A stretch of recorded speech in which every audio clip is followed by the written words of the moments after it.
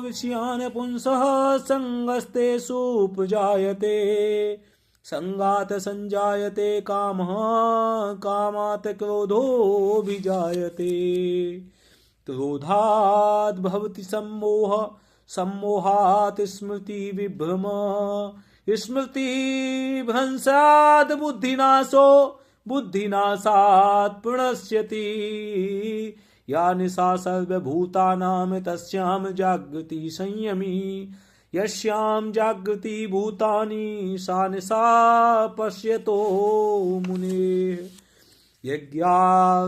यज्ञार्थात् कर्मणोऽन्यत्र लोकोऽयं कर्मबन्धना तद अर्थम कर्म कौन्तेय मुक्त संग समाचर यज्ञ शिष्टाशिनः संतो मुच्यन्ते सर्वकिल विषय भुञ्जते ते त्वं त्वघं पापा ये पचन्त्यात्मकारणात् अन्नाद् भवन्ति भूतानि पर्जन्यात् संभवा यज्ञाद् भवति पर्जन्यो यज्ञः कर्म समुद्भवा यद चरति श्रेष्ठ तत तत देवेतरो जनः स यत् प्रमाणं कुरुते लोकस्तदनुवर्तते प्रकृतेः क्रियमाणानि गुणैः कर्माणि सर्वशः अहंकार विमूढात्मा कर्ता अहमिति मन्यते।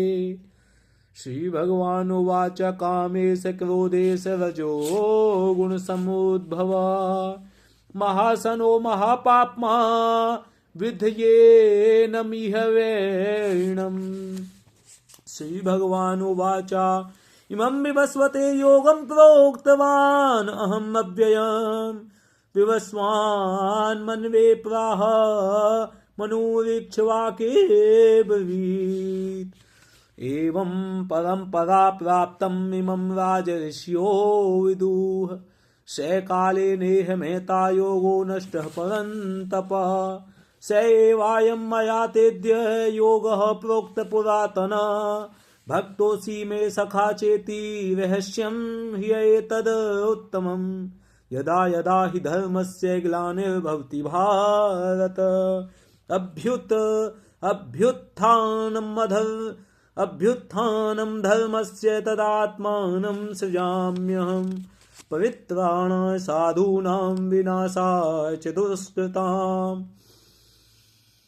कर्म संस्थापनार्थाय संभवामि युगे युगे जन्म कर्म च मे दिव्यम् एवं यो वेत्ति तत्त्वता त्यक्त्वा देहं पुनर्जन्म नयेति मामेति सोऽर्जुन ये यथा मां प्रपद्यन्ते तांस्तथैव भजाम्यहम् मम वर्त्मानुवर्तन्ते मनुष्याः पार्थ सर्वशः तद्विद्धि पुण्यपातेन परिपुष्णेन सेवया उपदेक्षयन्ति ते ज्ञानं ज्ञानिनस्तत्त्वदर्शिनः विद्या विनय संपन्ने ब्राह्मणे गविहस्तिनि सुनी चैव स्वपाके च पंडिता समदर्शिनः ये हि संस्पर्जा भोगा दुःखयोनयैव ते आद्यन्तवन्तः कौन्तेय न ते सुरमते बुधा भोक्तारं यज्ञतपसां सर्वलोकमहेश्वरं सुहृदं सर्वभूतानां ज्ञात्वा मां शान्तिमृच्छति बन्धुरात्मात्मनस्तस्य येनात्मैवात्मना जितः अनात्मनस्तु शत्रुत्वे वर्तते तात्मैव शत्रुवत् युक्ताहार विहारस्य युक्तचेतस्य कर्मसु युक्तस्वप्नावबोधस्य योगो भवति दुःखः यो मां पश्यति सर्वत्र सर्वं च मयि पश्यति तस्य अहं न प्रणश्यामि स च मे न प्रणश्यति चञ्चलं हि मनः कृष्ण प्रमाथि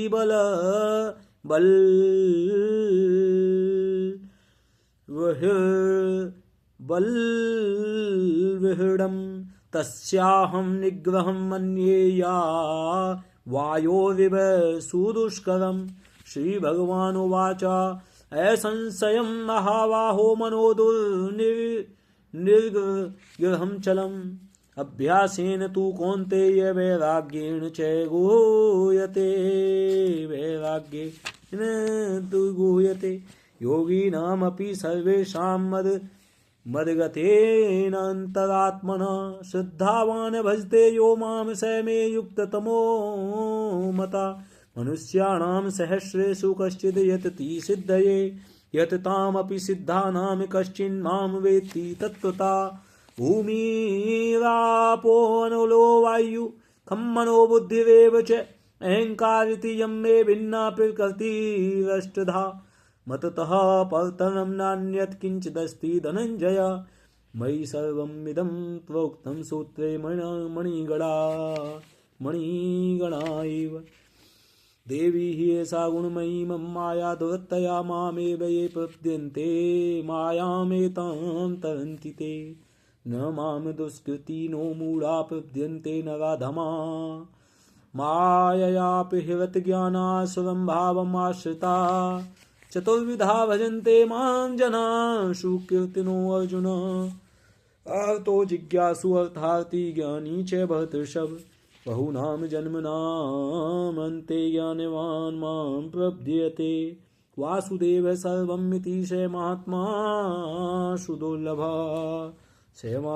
सुदुर्लभः कामे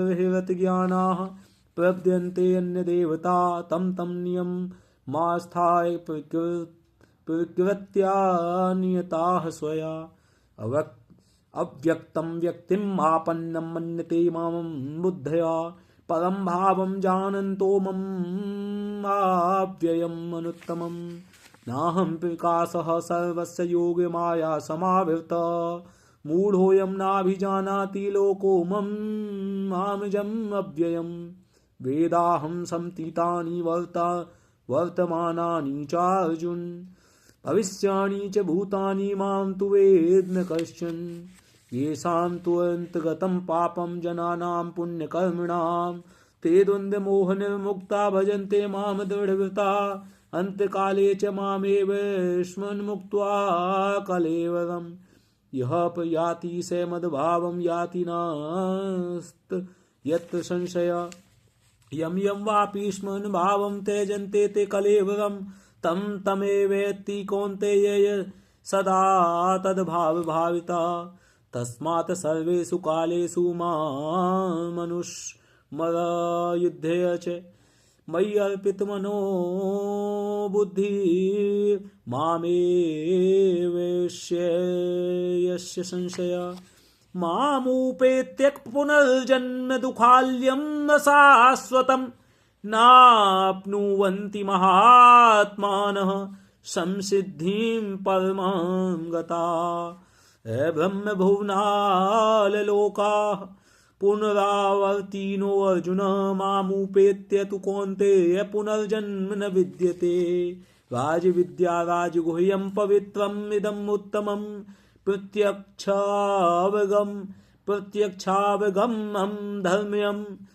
धर्म्यं सुसुखं कर्तुम् अव्ययम् मया ततम् इदं सर्वं जगद्व्यक्तिव्यक्तमूर्तिना मतिस्थानि सर्वभूतानि न चाहं तेष्वस्थिता मयाध्यक्षेण प्रकृति सूयते स चराचरं हेतुना नेन कौन्तेय जगद्विपरिवर्तते अवजानन्ति मां मूढा मानुषीं तनुमाश्रितं परं भावं जानन्तो मम भूतमहेश्वरं महात्मानस्तु मां पार्थ देवीं प्रकृतिम् आश्रिता भजन्त्यनन्यमनसो ज्ञात्वा भूतादिमव्ययं सततं कीर्तयन्तो मां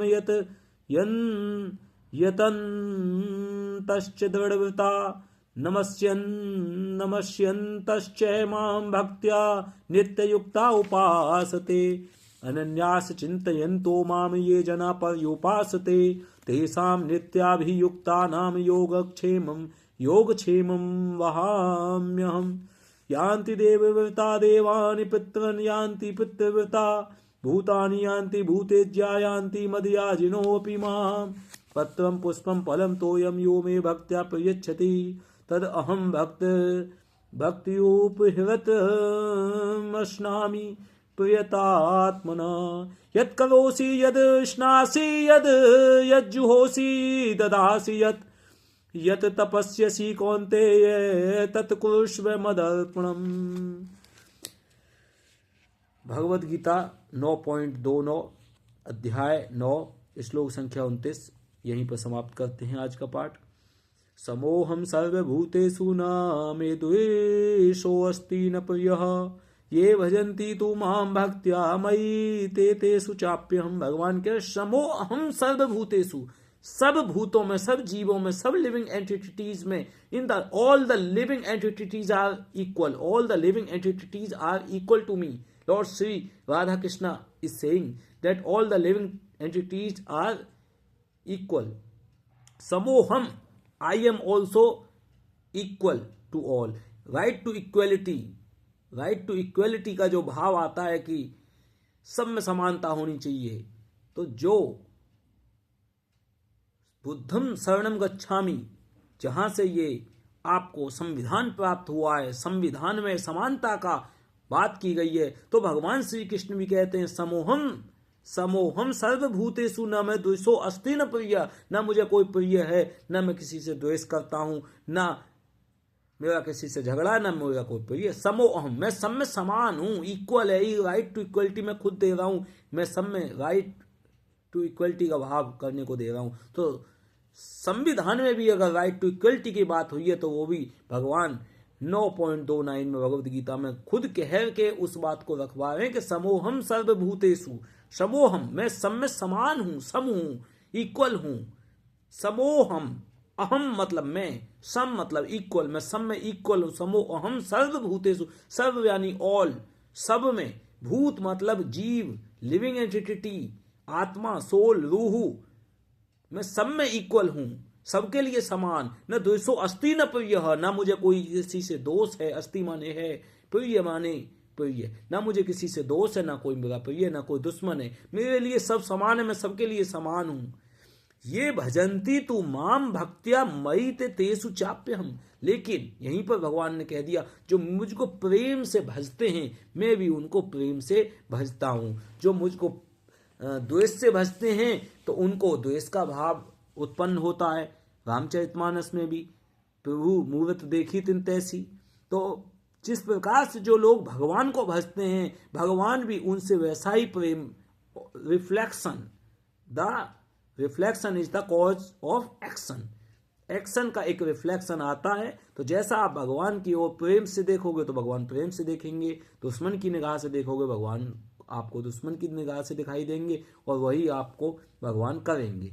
ठीक है, भगवान के लिए तो सब समान है, लेकिन फिर भी भगवान, परम भगवान जो हैं, ईश्वर परम कृष्ण सच्चिदानंद विग्रह आदिराधि गोविंद सर्व कारणो कारणम, परम भगवान जो हैं वो श्री कृष्ण ईश्वर है, परम कृष्ण, परम ईश्वर श्री कृष्ण। ईश्वर सब है, चींटी भी ईश्वर है, मनुष्य भी ईश्वर है, हर व्यक्ति ईश्वर है, अल्लाह भी ईश्वर है, लेकिन परम ईश्वर श्री कृष्ण है। ईश्वर परम कृष्ण है, राधा रानी है परम ईश्वर, सच्चिदानंद विग्रह, उनका सच्चा आनंद से भरा हुआ, ज्ञान से भरा हुआ विग्रह है, रूप है, स्वरूप है। तो भगवान को जान गए हो, राम को, कृष्ण को, शिव को और बुद्ध को, तो पूजा करो, प्रेम से करो, ध्यान से करो, भक्ति से करो, पढ़ाई से करो, कैसे भी करो, हर जीव में एक दूसरे के दर्शन करते हुए, अपने कार्य करते हुए और आगे बढ़ो। जय जय श्री राधे श्याम। गौ माता की सेवा अवश्य करो। पूरे भारत मंडल में, भारत भूमि पर, पूरे पृथ्वी लोक पर अगर कोई भी परेशान हो तो सबसे ज्यादा गौ माता परेशान है। और गौ माता अगर परेशान है तो हमारा सनातन धर्म जो इटर्नल लॉ है, इटर्नल लॉ, यानी कि every living entity is the eternal, has form, every living entity can change its form, its body change, its body can be changed, his or her body can be changed, but he or she is the soul, part and parcel of the soul, so it is eternal, so law is also eternal. जैसे आत्मा अमर है, अजर अमर अविनाशी है, तो उसका कानून भी अजर अमर अविनाशी है। आत्मा मरती नहीं है तो कानून भी मरता नहीं है, तो उसको ना मरने वाले को सनातन कहते हैं, जो हमेशा टिकता है। तो जो सनातन कानून है, उस सनातन कानून की रक्षा भगवान शिव, श्री कृष्ण, राम करते हैं, क्योंकि उसमें आत्मा का जिक्र हुआ है। भगवान ने अपना जिक्र किया है कि ये सृष्टि मैंने प्रकट की है, मुझसे बनी है, और इस प्रकार से जो है भगवान ने करके दिखाया है। पूर्ण पुरुषोत्तम भगवान श्री कृष्ण ने भी करके दिखाया है। तो इस प्रकार से हमें मानना भी पड़ेगा, जानना भी पड़ेगा, पहचानना भी पड़ेगा, चलना भी पड़ेगा उसी के अनुसार। तो सनातन धर्म, सनातन कानून ये कहता है कि गौ माता अगर प्रसन्न है पूरे ब्रजमंडल में, पूरे भारत मंडल में, पूरे विश्व मंडल में, पूरे यूनिवर्स में, ब्रह्मांड में, तो हर जीव प्रसन्न है।